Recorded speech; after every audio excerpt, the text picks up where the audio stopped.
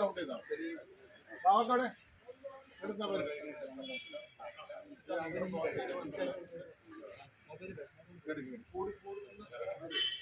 കളിക്കാനൊന്നും പോയി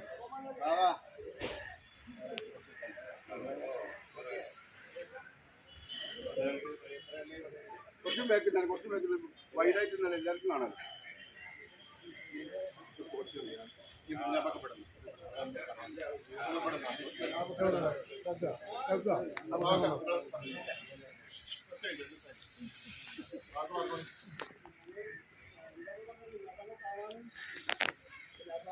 കാര്യങ്ങളൊക്കെ സംബന്ധിച്ചാൽ ആണ് നമ്മുടെ ഒരു കളിക്കാരുടെ കൂടി ഇവിടെ റീച്ച് ചെയ്തിട്ടുള്ളത്.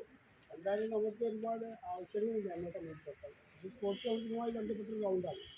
ഈ ഗ്രൗണ്ട് അങ്ങനെ നിലനിൽക്കട്ടെ. പക്ഷേ ഓപ്പൺ ഗ്രൗണ്ടുകൾ നമ്മുടെ നാട്ടിൽ വേണം. അതിന് എക്സ്പയറേറ്റിട്ടോ കുട്ടികൾക്ക് എപ്പോഴാണ് തോന്നുന്നത് വെച്ചാൽ അപ്പം കയറി കളിക്കാൻ പറ്റുക. പണ്ട് ഈ കോട്ടപ്പടി ഗ്രൗണ്ട് കടന്നിരുന്നമായി അന്ന് നാനാ ഭാഗത്തുനിന്നും കുന്നുമംഗലുള്ള കുട്ടികൾ മങ്ങാട്ടത്തിലുള്ള കുട്ടികൾ എല്ലാവരും വന്നിട്ട് ഇവിടെ ഇഷ്ടമുള്ളപ്പോഴൊക്കെ കളിക്കായിരുന്നു. അന്ന് ഒരുപാട് കളിക്കാർ ഇവിടെ ഉണ്ടായി. ഇപ്പം അതില്ലാത്തൊരവസ്ഥ.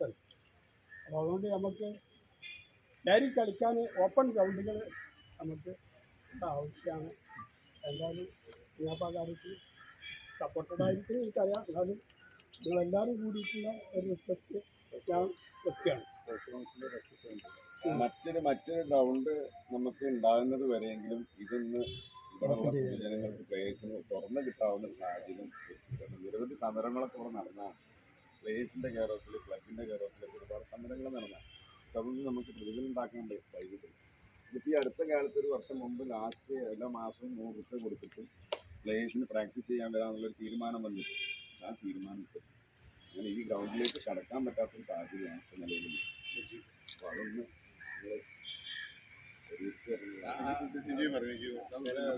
ഇതിപ്പോൾ കേരളത്തിന്റെ ഫുട്ബോൾ മറ്റാണ് മലപ്പുറം അറിയപ്പെടുന്നത്.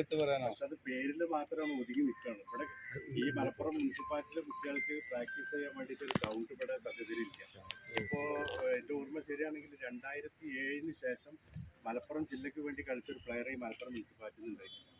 അപ്പോൾ നമ്മൾക്ക് കുട്ടികൾക്ക് 11s കളിക്കാനുള്ളൊരു സൗകര്യം മലപ്പുറത്തില്ല. ഇപ്പം എല്ലാ കുട്ടികളും ആശ്രയിക്കുന്നത് നമ്മളെ ഫീസ് കൊടുത്തിട്ട് ടർഫുകളാണ്. അതൊരു 45 മീറ്റർ 25 മീറ്റർ വീതിയൊക്കെയുള്ള ഗ്രൗണ്ടുകളാണ്. പക്ഷേ ശരിക്കും നമ്മളൊരു ഓൾ ഇന്ത്യ അല്ലെങ്കിൽ മറ്റുള്ളത് കളിക്കണം എന്ന് വെച്ചാൽ 11s ഒരു ഗ്രൗണ്ട് നമ്മൾക്കിവിടെ നിർബന്ധമായിട്ട് നിങ്ങൾ മന്ത്രിയൊക്കെ ആയിട്ട് വരുന്ന സമയത്ത് ഞങ്ങളെ കാര്യങ്ങളൊക്കെ ഒന്ന് പരിഗണിക്കണം എന്നാണ് ഞങ്ങൾക്ക് ഇവിടെ പറയാനുള്ളത്.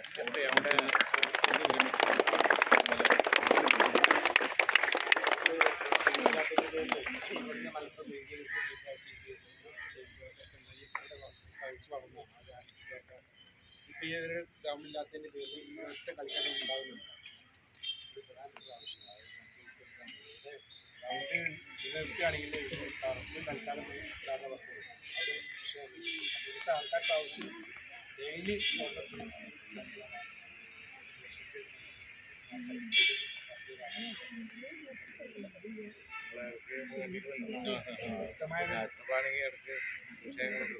തീരുമാനം ഉണ്ടാകുന്നില്ല. ഒമ്മനൊക്കെ എന്തെങ്കിലും പറയണോ? അല്ല അപ്പോൾ എന്താണെന്ന് വെച്ച് കഴിഞ്ഞാൽ ഇപ്പോൾ ഈ ഒരു ശബ്ദം വളരെ സ്ട്രോങ്ങാണ്. എവിടെ ചെന്നാലും തന്നെയാണ് കുട്ടികളുണ്ടാവും. ഈ മക്കളുടെ കളിക്കണം വലിയ പ്രശ്നമാണ്. പ്രത്യേകിച്ച് മലപ്പുറത്താണെന്നുണ്ടെങ്കിൽ ഫുട്ബോൾ അതിൽ ഒരു ഗൗരവമുള്ള നിലപാടിൽ ആവശ്യമുണ്ട്. ഇത് ഓപ്പണായിട്ട് കയറുന്നതിന് എനിക്കറിയാം. കാരണം നമ്മൾ ഇക്കരി അക്കരെയൊക്കെ ഫുട്ബോൾ ഉണ്ടാവുമ്പോഴേ പിന്നെ എപ്പോഴെങ്കിലുമൊക്കെ ഈ ഗ്രൗണ്ട് കിട്ടിയിട്ടുണ്ട്. തമാശ പറയട്ടെ, കളിച്ചിട്ട് കൂടിയാണ് നമ്മുടെ നാട്ടിൽ അക്കരെ ഇക്കരി മാച്ച് ഉണ്ടാവും.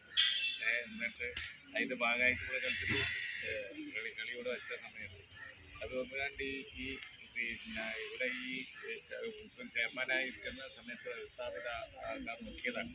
പക്ഷെ അതിപ്പോൾ നിങ്ങളെ അഭിപ്രായത്തിൽ വിനയായി വന്നിരിക്കുകയാണ്. അപ്പോൾ നമുക്ക് വളരെ ഗൗരവമായിട്ട് എവിടെ ചെന്ന് കഴിഞ്ഞാൽ അവഗണിക്കാൻ കഴിയാത്ത ഒരാവശ്യം ഇനി അതിൽ ഒരു ഗവൺമെൻറ്റിനും ശ്രദ്ധിക്കാതിരിക്കാൻ പറ്റില്ല. അപ്പോൾ മലപ്പുറത്ത്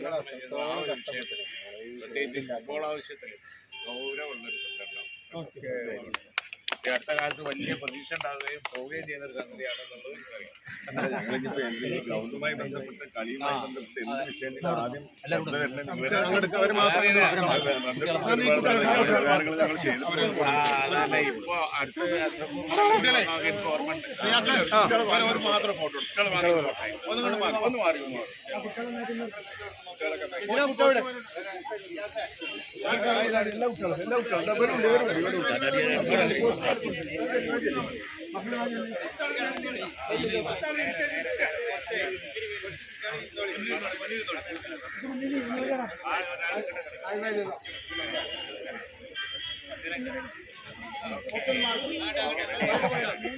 ഞാനോ കാണുന്നുണ്ട്